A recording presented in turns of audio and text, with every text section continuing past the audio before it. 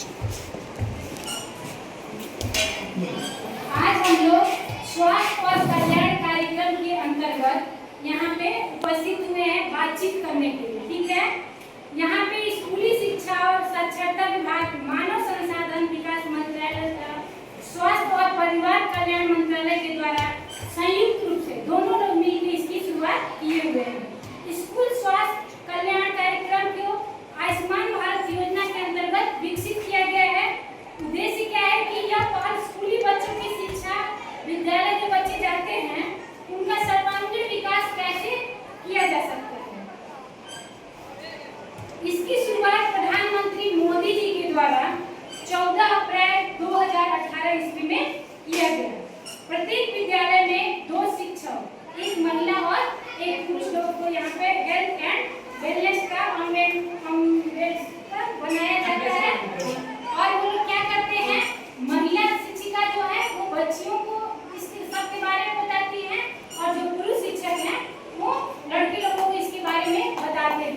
ठीक है, और हर मंथ में, हर सप्ताह में ये प्रोग्राम करवाया जाता है। तो ये अगस्त माह का आखिरी सप्ताह है। इसका जो थीम है पारस्परिक संबंध, कि हम लोग दूसरे की भावनाओं को कैसे समझे, सामंजस्यपूर्ण संबंध बनाना, और हमारे जो शंका का समाधान है वो कैसे हो सकता है। तो शंका का समाधान कैसे होगा, जब हम लोग एक दूसरे से बातचीत करेंगे तभी हमारे शंका का समाधान होगा। ठीक ना। पारस्परिक संबंध में सामंजस्यपूर्ण का अर्थ है व्यक्तियों के बीच एक ऐसा स्वस्थ और सकारात्मक संबंध स्थापित करना जिसमें आपसी सम्मान, समझ, सहानुभूति, सहयोग और विश्वास होता है, जिसके परिणाम स्वरूप दोनों पक्ष की जरूरतें पूर्ण होती है। ठीक है। एक सुखी और स्थिर सामाजिक वातावरण बनाना है, तो इसे बनाने के लिए खुले संचार, दोषारोपण से बचना, कृतज्ञता व्यक्त करना और साझा लक्ष्यों पर ध्यान केंद्रित करने जैसे कौशल हमारे लिए बहुत ही महत्वपूर्ण है। अब ये पारस्परिक संबंध के प्रमुख तत्व कौन कौन से, इसके बारे में हम लोग बातचीत करेंगे। तो क्या करना है कि अपनी भावनाओं और विचारों को हम लोग स्पष्ट रूप से व्यक्त करें, शर्माना नहीं है। कोई भी परेशानी हो, दिक्कत हो, परेशानी हो, हाँ, आपसे वर्ग शिक्षक से बोलिए। वर्ग शिक्षक के बाद जब आप अपने प्रधानाध्यापिका से बोल सकती हैं, हिचकिचाना नहीं है ना। जो भी प्रॉब्लम है वो आपको बोलना चाहिए। सबसे पहले हमें क्या करना है, दूसरी लोगों की बातों को ध्यान से सुनना भी नहीं। लिसनिंग भी एक बहुत अच्छी कला होती है। किसी की बातों को धैर्यपूर्वक पहले हम लोग सुनेंगे तभी तो बातचीत करेंगे। ठीक है। एक दूसरे के विचारों, मतों और व्यक्तिगत सीमाओं का आदर करना है, दूसरे के प्रति आभार व्यक्त करना और उनके प्रयासों की हमें हमेशा सराहना करनी चाहिए। ठीक है।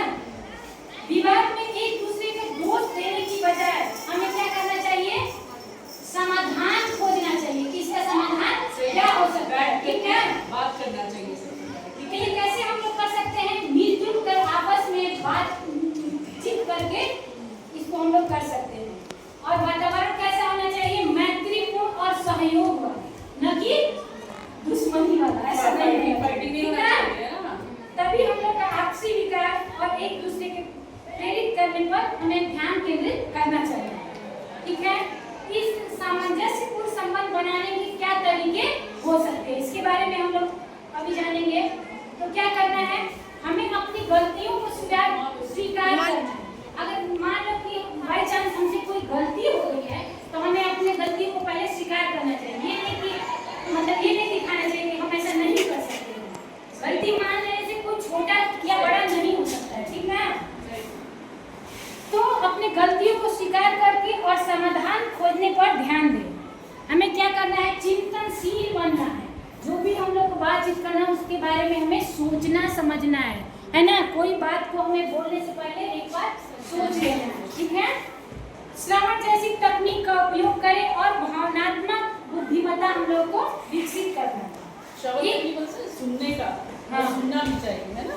सुनना चाहिए, तभी सुनेंगे तभी ना आप दूसरे का भी प्रॉब्लम समझेंगे और आप अपनी प्रॉब्लम को बता पाएंगे। तो इससे श्रवण की जो वो एक कला है, इसलिए उसको हमें अपनाना चाहिए। ठीक है।